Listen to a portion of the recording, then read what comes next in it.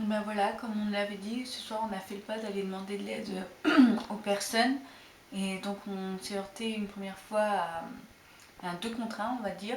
On allait toquer à une porte et il y a une personne qui nous accueillait les bras grands ouverts en disant «Ah, venez boire un coup», tout ça.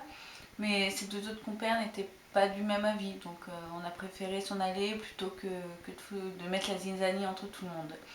Et là, on est allé demander à d'autres personnes qui nous ont redirigés vers une dame qui a déjà une grande famille à la maison. Donc elle nous a prêté une dépendance en nous disant de nous servir dans la nourriture qu'il y a derrière. Ce qu'on n'a pas vraiment fait, on a juste pris un oignon pour manger avec nos pâtes.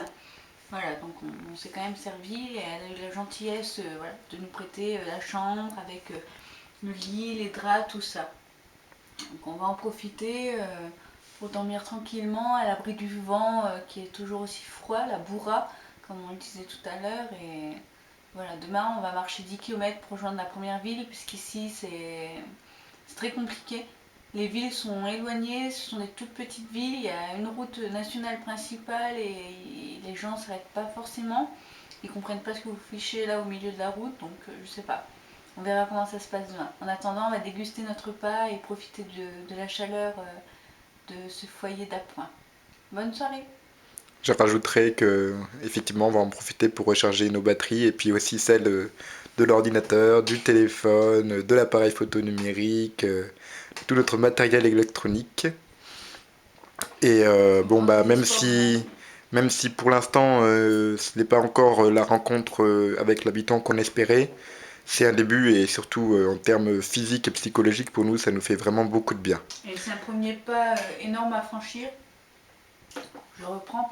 C'est un premier pas énorme à franchir puisque personnellement j'avais peur de gêner les gens en allant leur demander de l'aide, ce qui est parfois le cas, mais ils nous font vite comprendre et parfois ça peut nous faire faire des rencontres merveilleuses.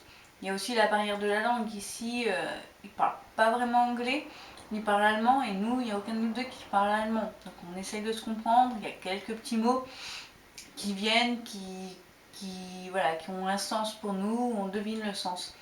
Et c'est pas toujours facile et on tiendra le coup et c'est ça qu'on voulait. C'est vraiment, voilà, le voyage commence enfin, je pense. Benoît est d'accord avec moi, il a acquiesce derrière. Tout va bien. Voilà, bonne nuit. Ciao.